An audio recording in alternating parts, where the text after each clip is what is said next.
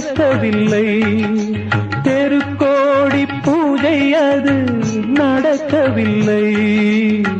தேவதையை காண்பதற்கு வழியும் இல்லை.